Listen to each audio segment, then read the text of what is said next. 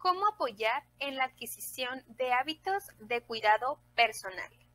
Ya hemos estado hablando de cómo podemos ayudar en el fomento de hábitos de cuidado personal o independencia, pero me gustaría retomar lo que revisábamos en el módulo 2 en referencia a la modificación de la conducta.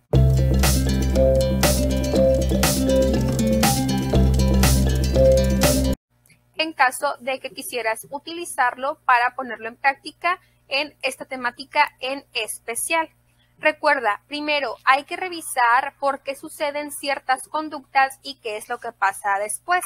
Es decir, cuáles son las causas y qué estímulos hay. Recuerda que el estímulo es la información que captamos a través de los sentidos y la respuesta puede ser la motivación básica.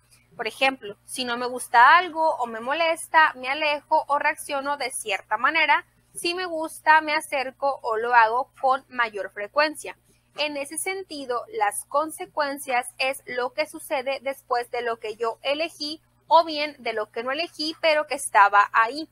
Si yo vuelvo a repetir la conducta, si me acerco a algo que me gustaba o si me alejo a algo que no me gustaba o disminuye.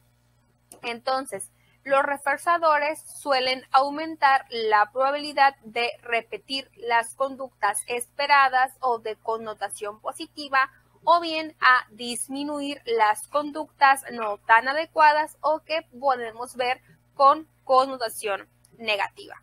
Pero me gustaría sobre todo hacer un mayor enfoque en la parte del refuerzo positivo. ¿Por qué?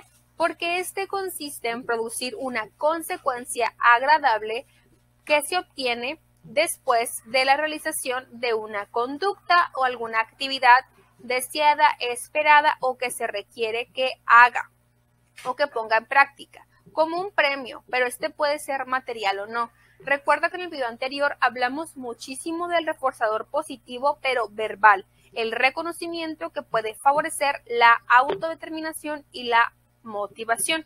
Así tenemos diferentes tipos, según sea el refuerzo o consecuencia agradable que apliquemos. Este tipo de refuerzo provoca que la presencia de estas conductas aumente, es decir, que aumente la probabilidad de que esa conducta suceda. Al añadir un estímulo al entorno que trae consigo una respuesta en la que se aumente esa conducta o se repita o permanezca en el futuro. El refuerzo positivo incorpora una conducta nueva y aumenta la existencia o elimina la que no queremos. Y tenemos diferentes tipos. Pueden ser sociales, materiales, basados en actividades o canjeables. Por ejemplo, los sociales tienen que ver con el reconocimiento de una actitud o acción, una felicitación posterior a un logro, un elogio, un reconocimiento o un gesto de aprobación hacia esa actividad.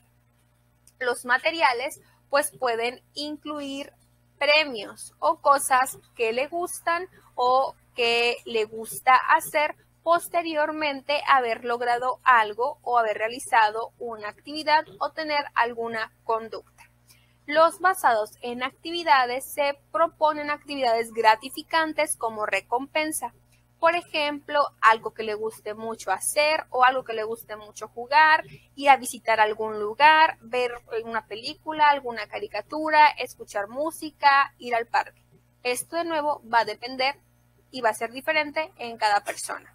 Y los canjeables pueden ser el tema de las fichas que después se van a canjear por objetos o por actividades, como lo que veíamos en la economía de fichas.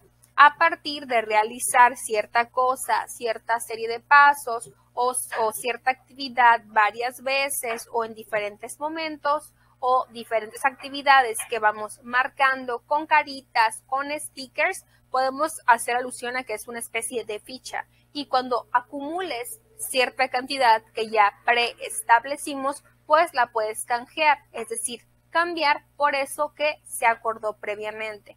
En este caso será muy importante cumplir. Y también está el tema del refuerzo negativo. Esta técnica consiste en retirar una situación molesta o desagradable cuando ejecute una determinada conducta deseada. Al retirar la consecuencia negativa, pues se produce una sensación placentera. Se le llama refuerzo negativo al aumento de la probabilidad de esa conducta como consecuencia de la omisión de un estímulo. A diferencia del refuerzo positivo, aquí se omite o se retira un estímulo que antecede a la respuesta o a la conducta, es decir, antes, no es algo que pasa después y como consecuencia de la conducta.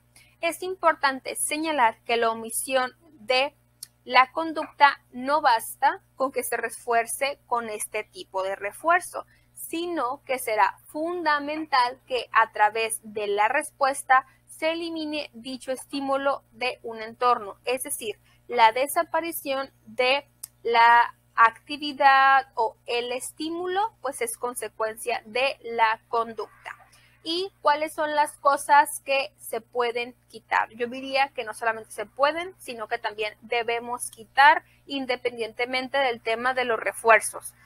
A través de identificar lo que ya hemos venido hablando en todos los videos que lastiman, que hacen daño o que detonan ciertas situaciones que causan malestar, pues debemos quitar esos objetos o cosas que le resultan desagradables, circunstancias o acciones que a veces no quieren, como poner la mesa o limpiar un lugar o acomodar los juguetes. Estas últimas que te acabo de mencionar, más allá de las cosas que debemos quitar, son justamente esos refuerzos negativos, como que si haces algo positivo o algo esperado, te permito no hacer algo que no te gusta hacer. Si vamos a utilizar esta estrategia, pues hay que analizarlo bastante. A mí me parece mucho más oportuno irnos por el tema de los refuerzos positivos, porque los negativos van a tener una duración muy corta y va a llegar un punto en el que ya no van a seguir ahí. Y algo que sí o sí hay que eliminar, pues son los dolores físicos, circunstancias molestas que dificultan su bienestar y que le obligan a permanecer en determinado lugar o en determinada postura. Recordemos cosas que podemos hacer. Guías físicas, es decir, ayudar o reforzar físicamente los movimientos de la función motriz que se requiere desarrollar. Estos pueden ser como estas ayudas técnicas que nosotros guiamos u orientamos para que él aprenda con la repetición a hacerlo por ella o por él mismo. Hay que organizar los espacios, hay que evitar la sobrecarga sensorial y las distracciones, tratando justamente de que sea ordenado, predecible y que nos guíe o anticipe. No se necesita mucho espacio. Pequeñas cosas que ayuden poquito también pueden tener un gran resultado. Los elementos visuales, apoyos visuales para organizar el tiempo o para saber qué va a obtener después de realizar una actividad, los tratos, la medición del tiempo en sí mismo, el tema de las estrellas o las caritas felices, lo que ya veíamos de las secuencias visuales, historias sociales, una situación esperada o deseable, un lugar, cómo se llama, para qué se utiliza, una conducta con una consecuencia, un antes y un después, o la tarjeta sorpresa para salir un poquito de la rutina.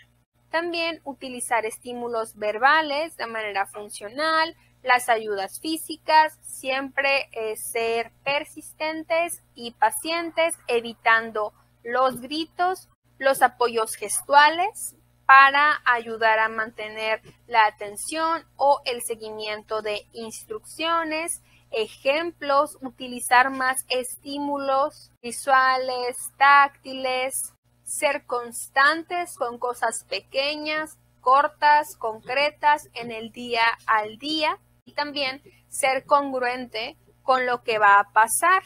Por ejemplo, si utilizamos una secuencia, una historia o una agenda visual, pues hay que justamente seguir la serie de pasos que ya preestablecimos, ya sea nosotros o de preferencia en conjunto. Tenemos que utilizar el recurso, no sirve con que lo hagamos, hay que llevarlo para realizar las actividades hasta que tal vez ya no se necesiten, y recuerda que los puedes poner ahí en ciertos espacios como manera de recordatorio. Y recuerda siempre ser consciente de cómo afrontas los retos y cómo actúas ante ellos.